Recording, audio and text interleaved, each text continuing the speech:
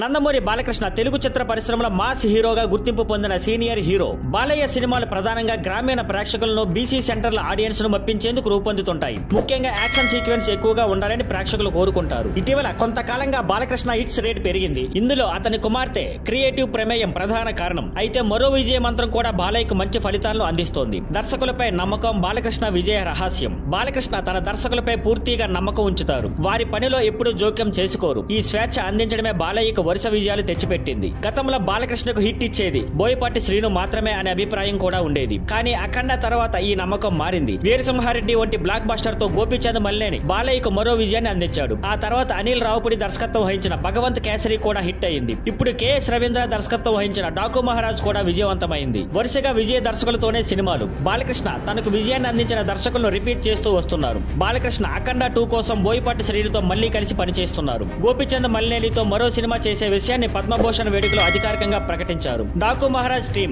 ఇప్పుడు prequel plan చేస్తుంది. ఇందులో కూడా బాలకృష్ణ కెఎస్ రవీంద్రతో మళ్లీ కలవబోతున్నారని సమాచారం. అనిల్ రావుపూడి కూడా మరో అవకాశం ఇచ్చే అవకాశం ఉంది. ఆయన చిరంజీవితో సినిమా పూర్తి చేసిన తర్వాత బాలకృష్ణతో సినిమా చేయవచ్చని టాక్. దీంతో బాలయ్య సక్సెస్ఫుల్ ఫార్ములా సెట్ అయ్యింది. తనకు హిట్ ఇచ్చిన దర్శకులతోనే మళ్లీ సినిమాలు చేయడం, వారికి క్రెడిట్ ఇవ్వడం వల్లనే ఈ విజయం పరంపర కొనసాగుతోంది. ఇది దర్శకుల్లో మరింత ఆసక్తిని కష్టాన్ని పెంచుతోంది. ఫలితంగా బ్లాక్ బస్టర్లు వస్తాయి. Thank you for watching. Please like, share and subscribe.